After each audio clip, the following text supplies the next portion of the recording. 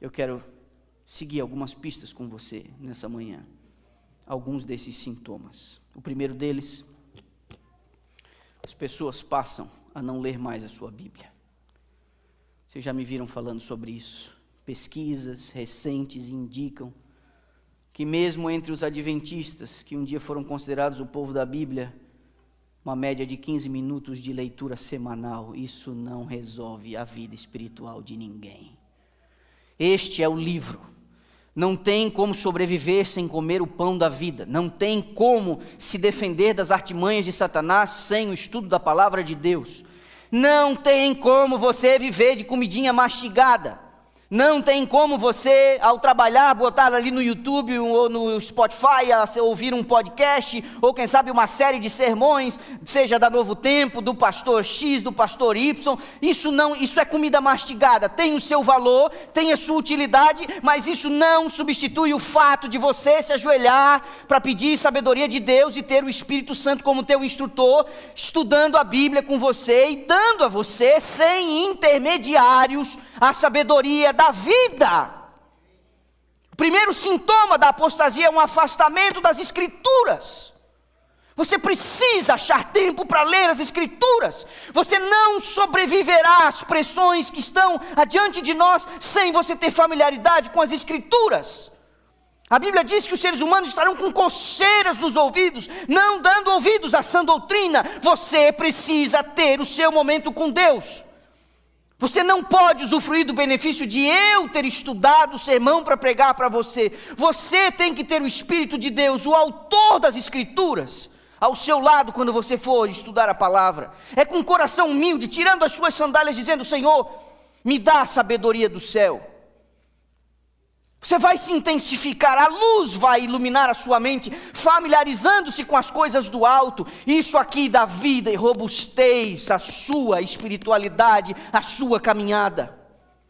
Por isso me preocupam os sintomas de pessoas que não leem a lição, não frequentam a escola sabatina, não fazem isso com os filhos, chegam atrasados na igreja no sábado. Me preocupa isso. E vocês já me viram falar isso aqui várias e várias e várias vezes.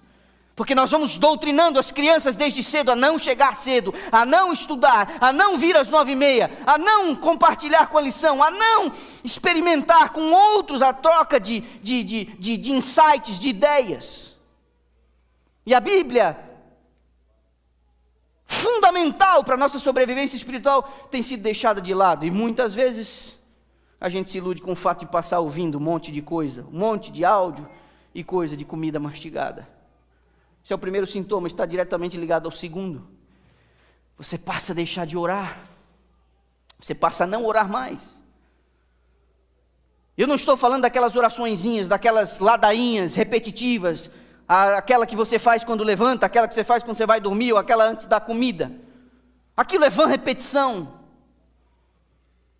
Aquilo é vã repetição. Ok, vale você reconhecer que você acordou pela vida que Deus te deu, que você pede um bom descanso, mas essa oração é um reconhecimento de que Deus está sustentando você, te dando comida, descanso, uma cama, um novo dia. É um reconhecimento? Tem a sua utilidade? Tem, mas não é a utilidade de manter você em pé espiritualmente.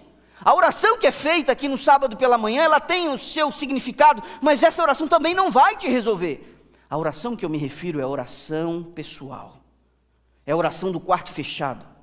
É a oração que nenhum ouvido curioso vai ouvir as palavras que você está pronunciando, porque até algumas orações você nem deve fazer audivelmente.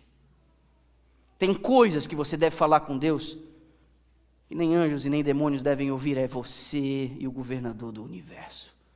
Você acessa o trono do Deus Todo-Poderoso, você entrega para Ele os teus mais íntimos sentimentos, aquelas tentações que não foram transformadas em nenhum ato, é apenas a sombra de uma natureza mal regenerada, que vai levando você a sentir determinadas coisas. Esses assuntos você tem que ter com Deus, você precisa falar com Ele, conversas francas, porta fechada, sem ninguém saber, sem ninguém ouvir.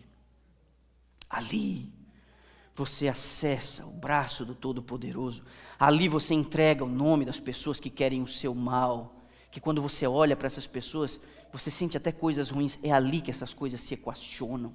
É ali que Deus coloca você em sintonia com Ele, essa oração, quando ela é abandonada, é um sintoma de apostasia.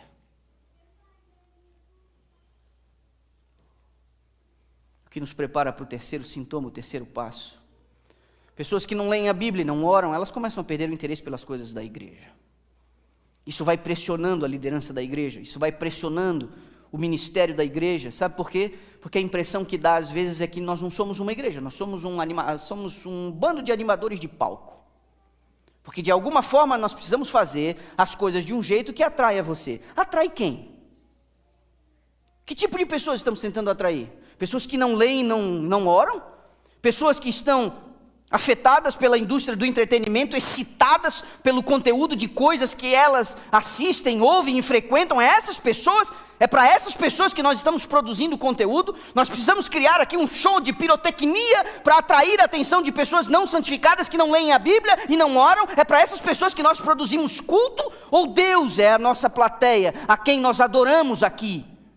Nós vamos rebaixar agora o estilo da música, a abordagem, a linguagem, a roupa do pregador, o tipo de púlpito que tem aqui, várias dessas tentativas toscas que andam fazendo aí para alcançar as pessoas que vivem assistindo televisão, no Netflix, no YouTube, a semana inteira. É essas pessoas que nós queremos alcançar, porque elas perderam o interesse nas coisas da igreja. Isso é um sintoma de apostasia. Aí, quando uma igreja consegue manter-se firme em relação ao produto que entrega num culto, num serviço, as pessoas estranham, e elas dizem, é coisa chata, é chato, perde o interesse.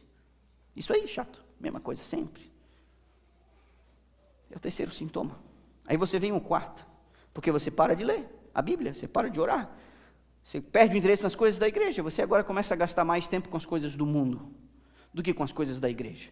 Você tem mais amigos do mundo do que amigos na igreja. Você tem mais tempo gastando com as pessoas que não estão se preparando para o céu do que com aquelas que estão se preparando para o céu. Você gasta mais tempo com as suas coisas do que com o reino de Deus. É onde você coloca a sua energia, dinheiro, tempo, paixão, é aquilo que move você, gastando mais tempo com as coisas do mundo do que com as coisas da igreja. Aí você evita, é o próximo sintoma, você evita a espiritualidade. Lugares espirituais, reuniões espirituais, assuntos espirituais, pessoas espirituais, elas te aborrecem. Você está num lugar e o que você quer é dar corda solta, aquilo que faz seu coração vibrar. Mas aí lá no meio da santa tem um chato, que sempre tenta espiritualizar a conversa. Tem alguém que sempre tenta puxar as coisas para as coisas de Deus. Essas pessoas te aborrecem, essas pessoas te incomodam. Elas são como um espinho que estão ali tentando tirar um pouco o teu sossego. Você está ali porque você quer relaxar. Você foi para lá porque você não quer pensar nessas coisas. Mas e quando alguém tenta, quando alguém puxa, quando alguém convida, isso te irrita. Por quê? Porque os sintomas e a gravidade da apostasia, ela já tem se alastrado como uma infecção. O que leva você ao sexto passo. Porque depois de deixar de ler a Bíblia, deixar de orar, de perder o interesse pelas coisas da igreja, de gastar mais tempo com o mundo e com os amigos do mundo, de evitar as coisas espirituais, agora você está no sexto e penúltimo passo da apostasia. Você elege um culpado. Você precisa ter um culpado. Você precisa, de alguma maneira, que alguém leve a culpa do teu procedimento. Então, sobra para o ancião, sobra para a igreja, sobra para o pessoal da recepção, sobra para o pastor, porque não te visitaram, porque esqueceram do teu aniversário, porque nenhum cartão chegou na sua caixa de correio, porque nenhuma ligação foi feita quando você estava em crise, porque não deram oportunidade de você participar lá na frente, porque não deram oportunidade de te dar um cargo na igreja. Qualquer e todo tipo de coisa é um motivo para você apoiar a sua frustração. Uma expectativa não atendida, quem sabe? Uma vontade não atendida, quem sabe? Então há um culpado, precisa haver um culpado. E quando há um culpado, você precisa de cúmplice. Você precisa de alguém que apoie aquilo que você está sentindo. Então você não fica apenas para si. Você vai arrumar gente que pensa da mesma maneira que você. Gente que se sentiu ofendido semelhantemente a você. Você não quer as pessoas que passem pano. Você não quer as pessoas que vão ajudar você a enxergar a coisa de uma outra maneira. Você enxergar a coisa de uma outra perspectiva. Não. Você precisa ter outros que estão tendo o mesmo sentimento negativo. E que também tem uma bronca com o ancião do mês, com o diretor do ministério pessoal, com o pastor atual da igreja, com a liderança constituída ou qualquer coisa do tipo. Você precisa ter um culpado. E por fim, o último sintoma. Depois de deixar de ler a Bíblia, deixar de orar, evitar as coisas espirituais, gastar mais tempo com os amigos e com as coisas do mundo, depois de evitar a espiritualidade, depois de escolher e eleger um culpado, você estabelece um limite para as pessoas que se aproximam de você. Quer me visitar? Me visita. Quer vir na minha casa? Vem, mas não me fale de Deus e não me fale de igreja. Por favor. Eu não sei dos sintomas, onde você está. Eu não sei. Eu não sei. Mas você precisa ser honesto com você. Onde a luz de alerta acendeu? Em que ponto está? Onde você se identificou nesses 7 passos? É uma trilha que nos leva ao abismo. Em que ponto você está da trilha?